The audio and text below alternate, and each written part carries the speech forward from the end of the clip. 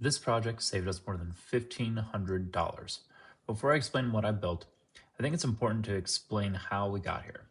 This is the third home Siri and I have owned, and the second one we purchased while living in another state, which, as we've learned, is not exactly the easiest way to buy a house.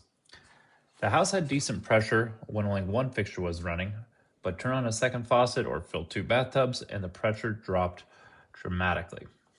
Trying to figure out why from Alabama with two little boys and packing everything on our own was just as hard as it sounds. We contacted plumbers, we talked to the city, talked to our realtor, had multiple conversations with the inspector, and tried to rule out all the expensive possibilities.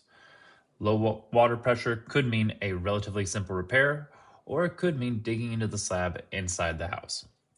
And that was not the kind of surprise we wanted waiting for us after closing. Fortunately, the problem turned out to be outside. This home didn't have a functioning pressure-reducing valve setup. Instead of hiring a plumber, we saved the money and learned how to do it ourselves. A PRV takes the very high pressure coming from the city and reduces it to a safer, more manageable level for the house. The job involved digging out the water line, which should have been in a box but wasn't, building out the new assembly, installing the valve, cutting into the existing plumbing, supporting everything properly, and testing it for leaks and pressure. There's definitely a moment when it was all assembled and we were ready to cut out the old and put in the new. I thought, well, there's really no turning back now. But after a lot of research, careful measuring, a little help from our son, and probably checking every connection a dozen times, we got it installed and everything worked. Turning the water back on was as uneventful as anyone could have hoped for.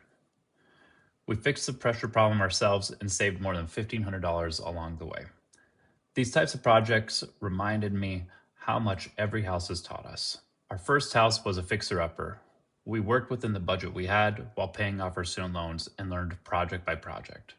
That house is now a rental we're incredibly proud of. This home is only about 10 years old, and we're really coming to appreciate how much easier it is to live in a house that doesn't constantly need something. But we've also accepted something about ourselves. We're fixers. When something isn't working correctly, it's hard for us to ignore it, even if it isn't urgent. We like learning about our home. We like learning how our home works. We like taking care of it. And when we know our family lives here and so much of our money is invested here, and making it right feels worth it. We try to share that with our boys too. Every home has its obstacles, but with every house and every project, we get a little bit more experience, a little more confident, and a lot less afraid to dig a giant hole in our front yard. Hopefully, this is the last time I need to rebuild our water main line, but if it isn't, at least now I know how.